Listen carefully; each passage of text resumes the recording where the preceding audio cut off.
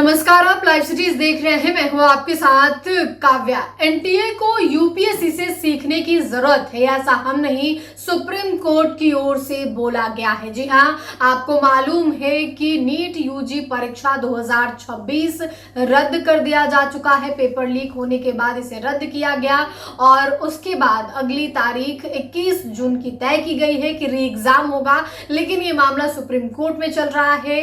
Supreme court ने 25 मई को जो सुनवाई हुई थी उस दौरान भी कहा था कि आप लोगों ने क्या सबक लिया, इस पेपर लीक से क्या कुछ सबक लिया, वो सवाल पूछा था। लेकिन इस वक्त की बड़ी खबर ये आ रही है कि सुप्रीम कोर्ट में आज एक बार फिर नीट यूजी परीक्षा 2026 पेपर लीक के मामले में सुनवाई हुई। सुनवाई में क्या कुछ निकल के सामने आया है आपको बता दें तो सुप्रीम कोर्ट ने नीट यूजी पेपर लीक मामले में कहा कि जवाबदेही तय होने तक ऐसी घटनाएं रुकने वाली नहीं है।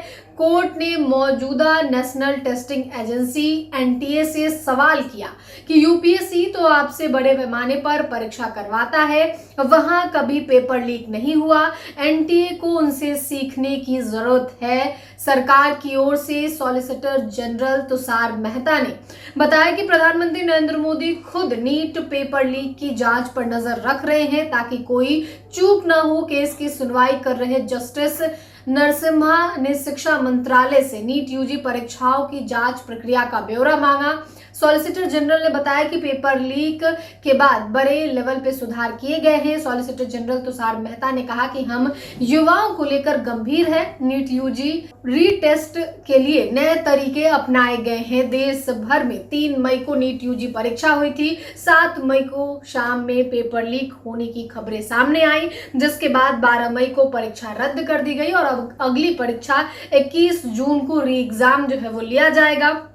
साथ ही आपको बता दें तो सुप्रीम कोर्ट ने एनटीए को भंग करने वाली याचिकाओं पर सुनवाई की। इस दौरान 2024 में नीट पेपर लीक के बाद बनाई गई हाई पावर मॉनिटरिंग कमेटी के प्रमुख और पूर्व इसरो प्रमुख डॉक्टर के राधाकृष्णन से पूछा कि सिफारिशों और सुधारों के बावजूद इस बार नाकामी क्यों हुई। आपको मालूम है कि 2024 में भी नीट यूजी परीक्षा में पेपर लीक हुआ था और किस तरीके से बिहार के नालंदा जिले के मास्टरमाइंड, पेपर लीक के मास्टरमाइंड संजीव मुखिया पर शिकंजा कसा गया था। वो तमाम खबरें हमने आपको दिखाई थी। लेकिन एक बार फिर सुप्रीम कोर्ट ने पूछा है कि 2024 में जब पेपर लीक हुआ था उस टाइम जो सिफारिशें लगी थी उसका क्या हुआ। फिर से 2026 में पेपर लीक हो गया। ऐसे बच्चों का, छात्रों का भविष्य बर्बाद हो रहा है। इस तरीके से आपको बता दें तो कोर्ट ने कहा कि अभी अस्थायी और मजबूत संस्था की तरह काम नहीं कर रही है। केंद्र सरकार एनटीए को मजबूत बनाने के लिए क्या करेगी। सुप्रीम कोर्ट ने सुझाव दिया कि एनटीए को आईआईटी और दूसरे बड़े संस्थानों के विशेषज्ञों की मदद लेनी चाहिए ताकि भविष्य में परीक्षाएं सुरक्षित तरीके से हो सके। तमाम बातें कही गई है। इससे पहले 25 मई को आपको बता दें तो सुनवाई हुई थी, तब कोर्ट ने एनटीए को फटकार लगाई थी। जस्टिस पीएस नरसिम्हा और जस्टिस आलोक आराधे के बीच बेंच ने एनटीए को फटकार लगाते हुए कहा था कि यह दुखद बात है, आपने एनटीए ने पहले हुए पेपर लीक मामले से कोई सबक नहीं लिया। यानी कि 24 में जो पेपर लीक हुआ था उससे कोई सबक नहीं लिया गया, जिसके बाद 26 में पेपर लीक हुआ। ये तमाम बातें आज सुप्रीम कोर्ट में हुई है और सुप्रीम कोर्ट की ओर से कहा गया है कि आप आईआईटी जैसे संस्थानों से सीखें, उनके विशेषज्ञों से जानकारी लें कि आखिर वो परीक्षा कैसे कंडक्ट कराते हैं। इसके अलावे यूपीएससी से सीखें। यूपीएससी आपसे बड़े पैमाने में परीक्षा कंडक्ट कराती है और पेपर लीक नहीं होता है।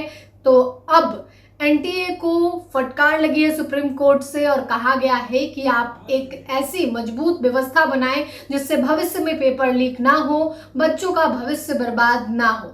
फिलहाल के लिए इतना ही। साथ ही चैनल को सब्सक्राइब करें, फेसबुक पेज को लाइक करें। वीडियो देखने के लिए आपका धन्यवाद।